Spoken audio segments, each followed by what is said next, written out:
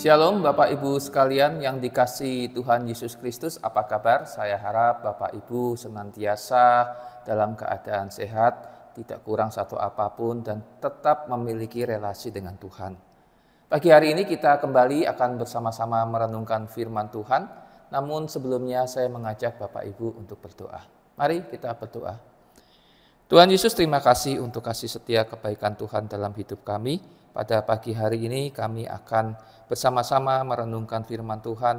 Tuhan memberkati dan Tuhan menolong kami sehingga kami mengerti isi hati Tuhan. Terima kasih Bapa, dalam nama Tuhan Yesus kami sudah berdoa. Amin. Firman Tuhan pada hari ini terambil dari Ayub pasal 39 ayat 34 sampai 38. Ayub pasal 39 ayat 34 sampai 38, saya akan membacakannya. Bapak Ibu saya persilahkan menyimaknya dalam hati. Ayub pasal 39 ayat 34 sampai 38.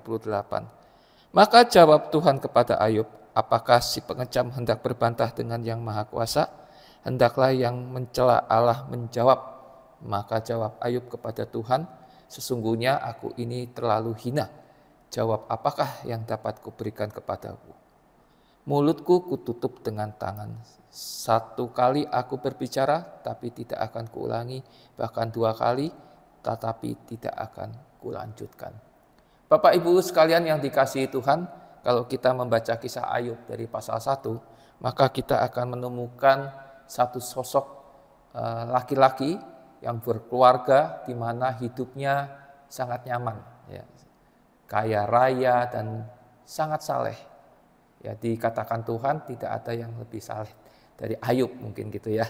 Bapak Ibu sekalian, namun ternyata Ayub mengalami satu keterpurukan di mana semua yang dia miliki hilang. Habis begitu saja dalam hitungan, mungkin hitungan hari. Keluarganya, hartanya, pembantu-pembantunya, semua habis, bahkan teman-temannya pun menyalahkan Ayub, istrinya pun meminta Ayub mengutuki Tuhan yang disembah oleh Ayub. Dan Ayub sendiri sempat depresi sampai mengatakan, aku menyesal dilahirkan. Nah, kalau kita melihat dari pasal 1 sampai pasal 39, kita melihat Ayub juga berkeluh kesah kepada Tuhan di dalam pergumulannya. Dia mengatakan, kenapa begini, kenapa begitu, dia mencari tahu maksud Tuhan. Nah, Bapak Ibu sekalian, di dalam pasal 39 ini Tuhan ngomong begini, aku ini yang menciptakan engkau. Hak apa kamu protes atas keputusanku? Kira-kira begitu.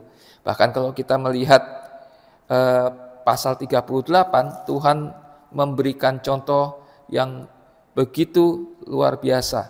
Siapa yang kasih hujan? Siapa yang melepaskan kilat? Siapa yang ini? Siapa yang menghitung awan? Bisa menghitung awan dengan hikmat. Bahkan siapa yang menyediakan mangsa bagi burung gagak di dalam pasal 39 awal-awal. Siapa yang bisa tahu waktunya kambing gunung beranak. Kira-kira Tuhan ingin mencoba membuat pikiran Ayub terbuka. Yang membuat dunia itu berputar. Membuat semua yang ada di dunia ini bisa hidup itu siapa? Kira-kira Tuhan ngomong begitu, bertanya pada Ayub. Lalu pantaskah kamu si pengecam? Dengan segala pergumulan kamu protes sama yang menciptakan semuanya itu. Yang mengatur semuanya itu. Disinilah Ayub sadar. Oh iya, aku ini ciptaan Tuhan. Rancangan Tuhan pasti ada di dalam hidup Ayub. Nah, Bapak Ibu sekalian, disinilah Ayub di dalam ayat 37 mengatakan, sesungguhnya aku ini terlalu hina. Ayub itu cuma ngurus keluarga. Tuhan mengurus seluruh ciptaannya. Sehingga Ayub merasa dirinya sangat hina di hadapan Tuhan. Sangat rendah di hadapan Tuhan. Dia bukan apa-apa di hadapan Tuhan. Terbukti dengan dia punya semuanya. Dalam hitungan hari Tuhan bisa ambil. Kalau itu adalah kehendak Tuhan. Tuhan bisa pakai, bahkan iblis pun Tuhan pakai. Dalam konteks Ayub, iblis pun Tuhan izinkan untuk mengerjai dalam tanda kutip Ayub. Walaupun Tuhan ngomong bahwa jangan sampai nyawanya Ayub diambil oleh iblis. Hartanya semua silakan kalau mau diambil. Nah, disinilah titiknya Bapak Ibu sekalian. Tuhan mengizinkan Ayub mengalami pergumulan yang berat. Tapi kalau kita melihat Ayub akhirnya dipulihkan oleh Tuhan. Dan kalau kita melihat di dalam pasal 42 ayat 5, Ayub ngomong begini, hanya dari kata orang saja aku mendengar tentang engkau, tetapi sekarang aku sendiri memandang engkau. Ayub melalui pergumulannya, kemudian dia lihat Tuhan bekerja, Tuhan memulihkan, Ayub bertumbuh imannya, bertumbuh kerohaniannya, bertumbuh spiritualitasnya. Bapak Ibu, apa yang bisa kita dapat? Kita sebagai anak Tuhan, kita diciptakan oleh Tuhan. Tuhan punya rancangan.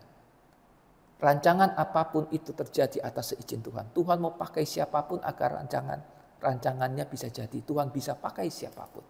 Tuhan bisa izinkan siapapun untuk membuat rancangannya jadi. Tetapi dalam semua rancangan Tuhan, bukan soal itu enak atau tidak enak bagi kita.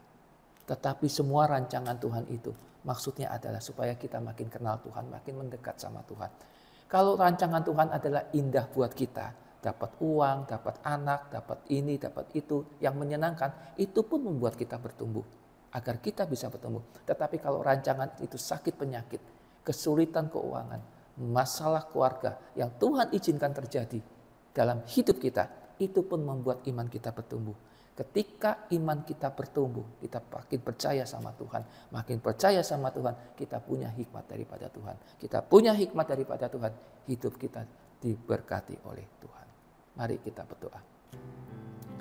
Tuhan Yesus, terima kasih kami sudah merenungkan firman Tuhan. Biarlah melalui apa yang kami renungkan, kami menyadari bahwa setiap rancangan dalam hidup kami yang Tuhan izinkan adalah untuk kebaikan kami, agar kami makin mendekat pada Tuhan. Terima kasih Bapa, dalam nama Tuhan Yesus kami sudah berdoa. Amin.